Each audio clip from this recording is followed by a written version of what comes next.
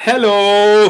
Kaya ako nakangiti kasi hindi nyo ba nahahalata na kayo ay nagre-recollection kanina pa? Kasi nung in-invite ako ni Marcel na magbigay ng sharing about salvation history, ay sinabi niya sa akin, sana tatay hindi lang nila maintindihan o magkaroon ng brief knowledge about salvation history, but rather maramdaman din nila yung greatness, yung kadakilaan ng kasaysayan ng ating kaligtasan na nagaganap sa panahon natin ngayon. What it means like to be saved at this moment in our life. Kaya yun ang ginagawa natin ngayon. Natututo kayo at itinatanim nyo sa puso nyo upang lagi nating maaalala nandyan ang ating Panginoon. Alam ko ang buhay katikista ay hirap. Huwag nyo kakalimutan, lahat tayo ay nagsimula sa Sunday school. Nung panahon namin yun ang tawag, diba? Sa catechetical instruction. Doon lumago. Actually, involvement ko sa simbahan nagsimula rin as a volunteer catechist nung 35 years ago. Ang tanda na ni tatay, no?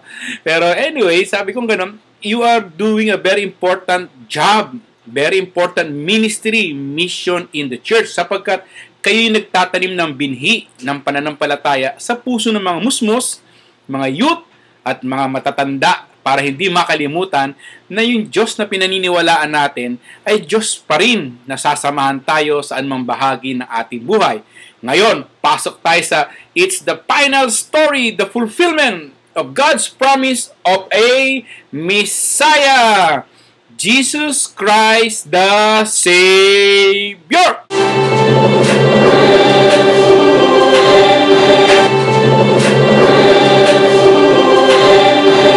May tatlong yugto yung buhay ng ating Panginoong Hesukristo. Una, siya'y isinilang at nakipamuhay sa atin. Kaya nga, Emmanuel, God is with us, namuhay bilang tao upang ipakita sa atin paano maging tao, magpakatao, at makipagkapwa-tao. Pangalawa ay yung kanyang pagpapakasakit na humantong sa kanyang kamatayan sa krus. Dito nagsimulang ibukas muli ang pintuan ng kaharian ng Diyos Ama para sa atin. At pangatlo, pinakamahalaga sa lahat ay yung muling pagkabuhay, sapagkat ito yung ultimong pag-asa na pinanghahawakan natin, pinaniniwalaan natin. Because without resurrection, walang saysay yung pananampalataya natin. Kakaiba tayo. Meron tayong buhay na walang hanggan kasi nga binuksan na yung pinto ng kalangitan para sa atin, at alam naman natin na pagbalik ng ating Panginoon, ang lahat ay kanyang itataas, upang sa gayon ay mamuhay tayo ng walang hanggang kaligayahan, kapayapaan sa piling ng Diyos Ama. Okay? So simulan muna natin yung pagsilang at pamumuhay ni Kristo kasama ang sambayanan.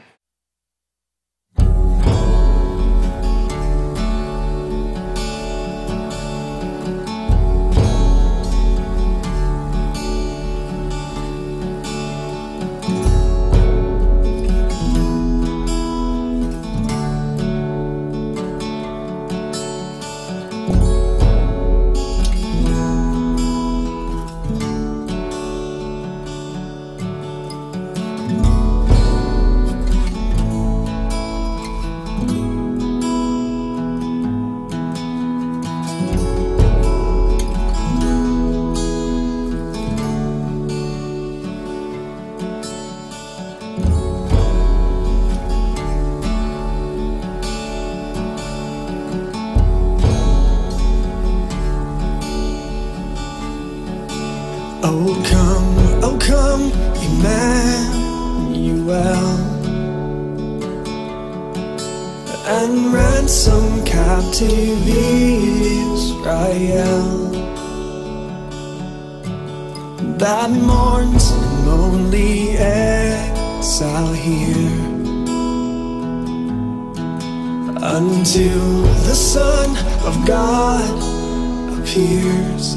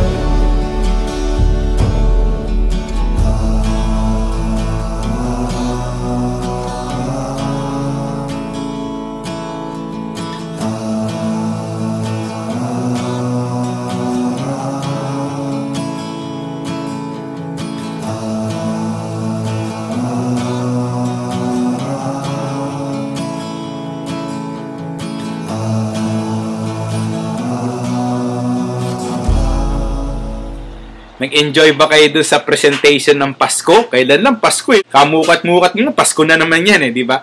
Pagkatapos isilang ni Kristo ay may mga naganap pa sa kanyang buhay na humantong doon sa pagpapakasakit, pagkapako sa krus, at pagkamatay. Di ba? At ang tawag natin doon ay growing up years. Kasi 33 years na nung siya ay lumabas sa mundo eh, di ba? Nung lumabas siya doon sa Nazareth, no? Bakit? Kasi sa panahon na yon ay inihanda yung kanyang sarili, yung kanyang kalooban, at sa tulong din ng Diyos Ama ay ipinakilala sa kanya na teka nga muna, meron kang dakilang misyon as years goes by. At syempre, dala-dala din niya yung karakter ng kanyang mga magulang. Si Joseph, yung kababaang loob, yung pagiging makisig, at higit sa lahat, yung pagiging masipag, very prudent, maunawain, at talagang matindi yung pagtitiwala sa kagustuhan ng Ama. Di ba? Ganon din si Maria, yung panalangin, at yung pagtalima sa anumang ninanais ng Diyos na kanyang gawin. Dala-dala niya yon, di ba? Part ng kanyang growing up formative years. Hindi natin kakalimutan, the first catechist is your family. Sila unang katekista ng buhay mo. Sila yung nagpakilala sa'yo sa Diyos. Diba? Pag may kasalanan ka, lagot ka kay God. Although mali yun, ha? Dapat wag natin pananakot si God. Huwag nyo na ulitin yun, ha? And then, nung lumabas ngayon siya, may mga yugto pa rin yung buhay ni God. Ang tawag doon ay public ministry and the revelation na siya nga yung Messiah. Pinahayag niya yun, no? Na siya yun. Ako to. Eto na. Sabi nga niya, eto na, eto na, eto na, ha, ha. Ang sagot ng mga tao, dubi-dubi-dudu, bola-bola lang, di yan totoo, hindi naniwala. Kaya nga pinako sa krus. Pero ang dami ding naniwala. Doon sa mga himalang ginawa niya, sila yung maging saksi. 24 oras, hindi nila siya tinantanan hanggang sa mabukas ang kanilang isipan at puso na siya ang Mesaya, tagapagligtas, at siya may dakilang misyon. Inanyayahan din niya yung mga ilang tao na makakasama niya. Kasi alam niya na talagang matinding batang labanan to eh, di ba? Ang tawag doon ay hindi, kasi dalawa yun eh, mga fans club, sunod lang ng sunod. Pero yung mga disipulo, yung mga apostoles ay hindi sila fans club. Sila ay committed member ng kanyang plano. Di ba? At pagkatapos nga nun, ay siyempre, humantong lahat ito sa kanyang pagpapakasakit, pagkapako sa krus, at kamatayan. Balik tanawan natin. Kung ngayon natin ikwento yung pasyon ng Diyos, yung kanyang pagkapako, ganito ikikwento ng mga bata yan at maunawaan nila.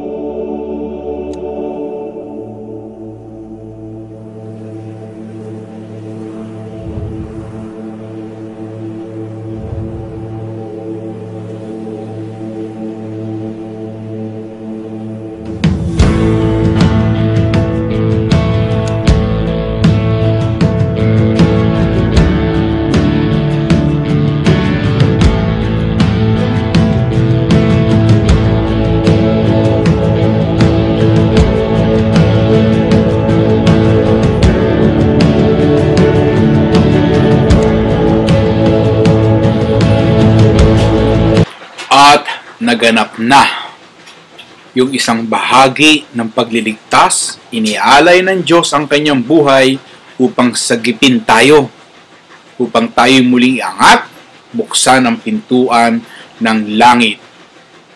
Consumatum est. It is finished. Ngunit hindi dyan nagtatapos ang kwento. After 3 days, himala ng himala, muling binuhay ng Diyos Ama ang ating Panginoon. And Jesus Christ rose from the dead. Resurrection.